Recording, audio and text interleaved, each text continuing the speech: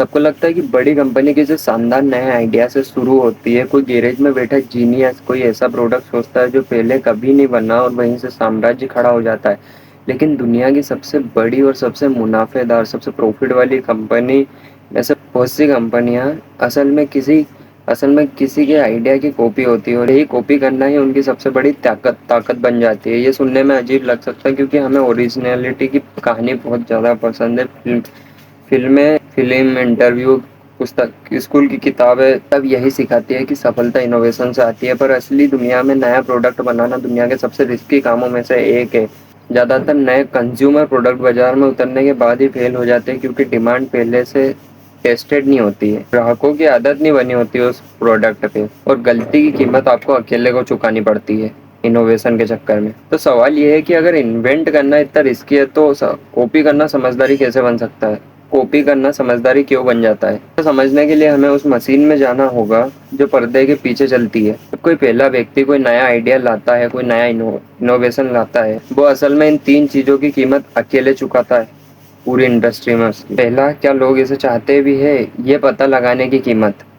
दूसरा, प्रोडक्ट को सही बनाने में लगने वाली गलतियों की कीमत। और तीसरा, मार्केट में सही तरीके से एग्जीक्यूट करने की कीमत, यानी लोगों को बताना और सिखाना कि ये चीज़ क्या है, क्योंकि ये पहली बार मार्केट में उतरी है, ये एक नया इनोवेशन है।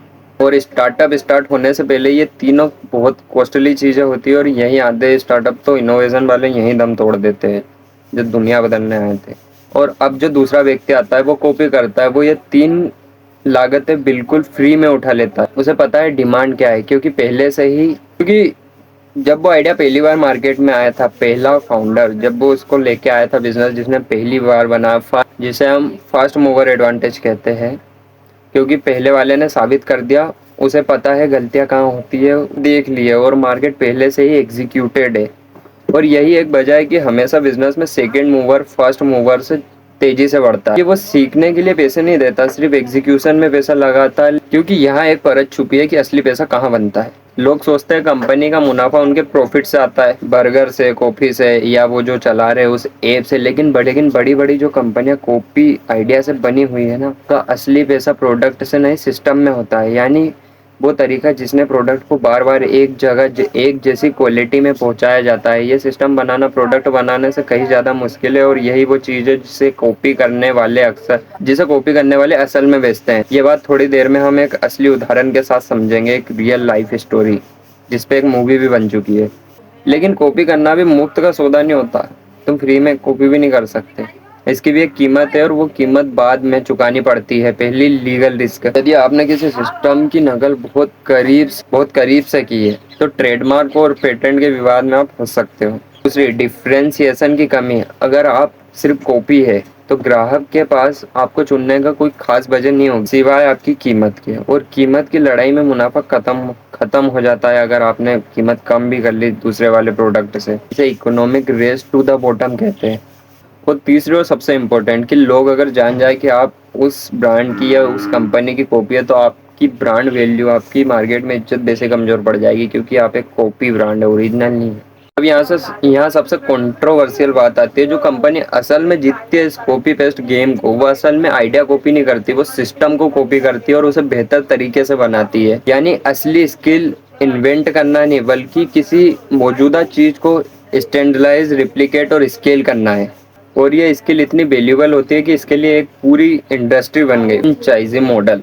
और यही इस सिस्टम की सबसे कमजोर कड़ी छुपी हुई है। जब कोई मॉडल हजारों जगह कॉपी होकर जाता है, फ्रेंचाइजी मॉडल के द्वारा पूरी ताकत उसके क्वालिटी कंट्रोल पर होती है।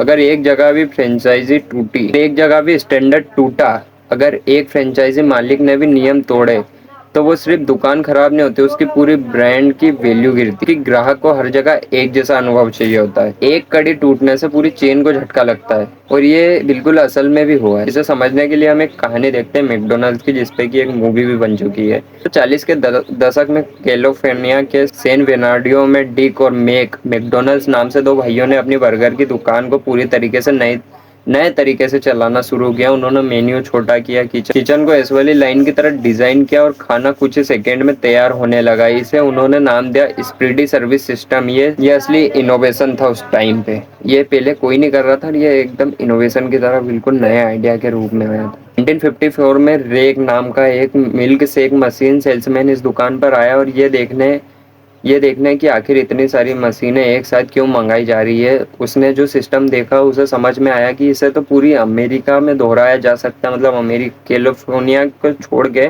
पूरी अमेरिका में इस सिस्टम को लगाया जा सकता है और इससे बिजनेस में कन्वर्ट किया जा सकता है। बड़े लोग ने बर्गर इन्वेंट नहीं किया, स्प्रिट सिस्टम इन्वेंट नहीं किया, उसने सिर्फ ये देखा कि इसे कॉपी कैसे किया जा सकता है बड़े पैमाने पर। उसने उन भाइयों को कन्विंस करके फ्रेंचाइजी का हक लिया और मैकडॉनल्ड्स को देश भर में फैलाना शुरू किया। लेकिन असली मोड़ तब आया जब उनकी कंपनी के एक फाइनेंस एग्जीक्यूटिव हेनरी सैनवॉल ने एक बात कही जो पूरे बिजनेस मॉडल को बदल गई। मैकडॉनल्ड्स बर्गर के बीच में बिजनेस में है ही नहीं, मैकडॉनल्ड्स जमीन के बिजनेस में है। कंपनी ने जमीन खरीदना या लीज पर लेना शुरू किया और वही जमीन फ्रेंचाइजी के मालिक किराए पर देने लगे उनके ही बिजनेस ओनर्स को। यानी असली स्थिर मुनाफा बर्गर बेचने से नहीं बल्कि रेंट से आता था।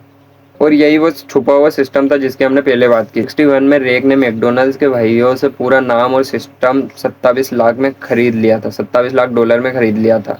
और आज मैकडॉनल्ड्स दुनिया के सबसे बड़े रियल एस्टेट होल्डर्स में गिना जाता है। कंपनी हजारों करोड़ों की प्रॉपर्टीज की मालिक है। कंपनी उतनी तेजी से बढ़ी जितनी कभी उन भाइयों ने सोचा भी नहीं था, क्योंकि उन्होंने इनोवेशन तो किया, उन्होंने सिस्टम तो बनाया, लेकिन उनसे वो स्केल करने की स्किल नहीं थी उनके पास।